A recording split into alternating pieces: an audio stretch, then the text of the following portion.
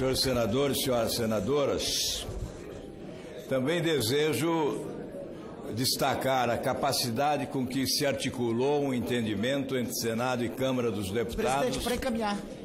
Para dar consequência a uma pretensão que vem de muito tempo, me parece há 4 anos, essa proposta aguardava deliberação na Câmara dos Deputados.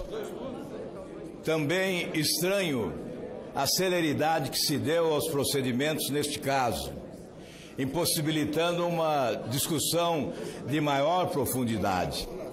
Aliás, esse fato até faz destacar a competência de senadores quando se dedicam a buscar um entendimento para aprovação de um projeto nas 2 casas do Congresso Nacional. Mas esse fato não se repete constantemente em matérias que não digam respeito ao interesse mais imediato dos parlamentares. Quero destacar o esforço, especialmente do senador Esperidião Amin, para melhorar a proposta que chegou da Câmara, com as alterações necessárias para minimizar o impacto, certamente, que teríamos superior com o texto original da Câmara. Não comemoro esta iniciativa. Meu partido está liberado para votar, cada qual com a sua consciência. Eu, pessoalmente, votarei contra, porque não entendo esta como uma solução para arrumarmos as finanças públicas nesse país e recuperarmos a capacidade de investimento dos nossos estados e municípios. Veja, presidente, nós estamos tratando aqui de algo em torno de 4 bilhões e 600 milhões num ano, podendo chegar a 8 bilhões e 500 milhões de repasse por intermédio de emendas de bancadas aos estados brasileiros. Pois bem, apenas com as desonerações, que neste ano chegam a 310 bilhões de reais, os municípios e os estados brasileiros perderão 65 bilhões de reais. Portanto, nós faríamos melhor se estivéssemos aqui debatendo alterações necessárias relativamente às desonerações que foram generosamente concedidas em benefício de alguns setores da economia nacional, benefícios, no entanto, que não chegaram aos consumidores brasileiros, aos brasileiros de forma geral. Não vejo esta proposta como o início da reforma do sistema federativo. Ao contrário, ela sinaliza a desorganização que há. Ela aponta para as injustiças na distribuição dos recursos públicos arrecadados de forma significativa em função de um modelo tributário que esmaga o setor produtivo nacional, a economia do país, pelos excessos acumulados ao longo do tempo, porque vimos uma política tributária que contraria o interesse do desenvolvimento econômico, na medida em que o tributo pago pelo brasileiro foi sendo utilizado ao longo do tempo para tapar buracos abertos pela incompetência e pela corrupção, elevando de 98%, de 26% do produto interno bruto a carga tributária para cerca de 36% em 2007 do PIB.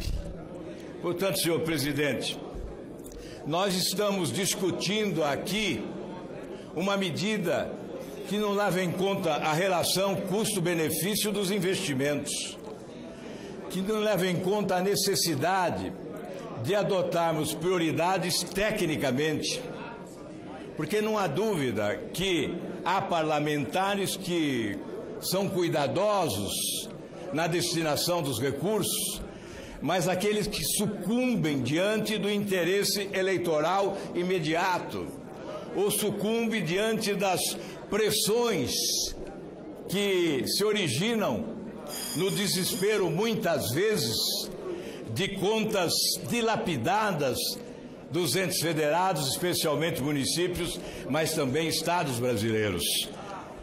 E nós temos que levar em conta a eventualidade do desperdício dos recursos públicos. E eu não creio que esse seja o modelo mais adequado para a correta aplicação dos recursos públicos. Ao contrário, ele abre espaço para o desperdício na medida em que os critérios da prioridade técnica possam ser substituídos pelo critério do interesse político eleitoral. Por essa razão, senhor presidente, o que o Congresso Nacional deve colocar como prioridade é a correção de rumos, é uma reforma do sistema financeiro, é a busca de um ajuste fiscal que organize as finanças públicas do país, porque a impressão que fica é que muitos no Brasil, mesmo aqueles lá da Avenida Paulista, do Império Econômico Nacional, não se aperceberam da gravidade das contas públicas do país, da situação financeira do país, que por consequência inibe o nosso processo de crescimento econômico, com uma dívida pública que cresce de forma avassaladora.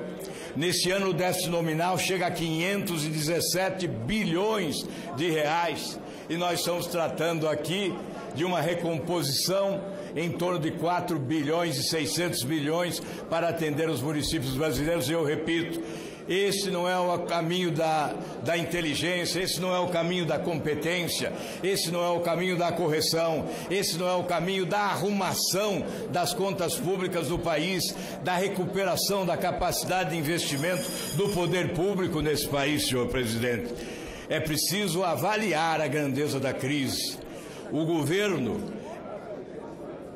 precisa adotar medidas urgentes de contenção dos gastos públicos. Precisa adotar limitador emergencial de despesas.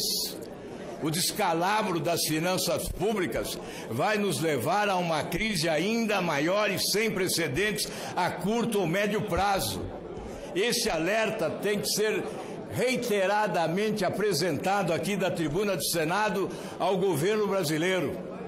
Há que se adotar medidas urgentes, cabe ao Poder Executivo. Nós não podemos ficar à mercê das indefinições, da insegurança, diante da complexidade do momento econômico vivido pelo país. Nós não podemos ficar à mercê, aceitando essa passividade, essa paralisia.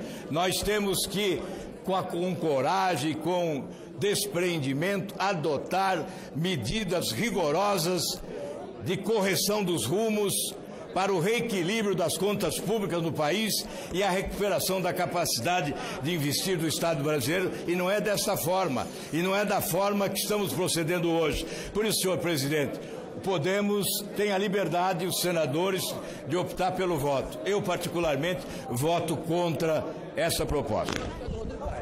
Eu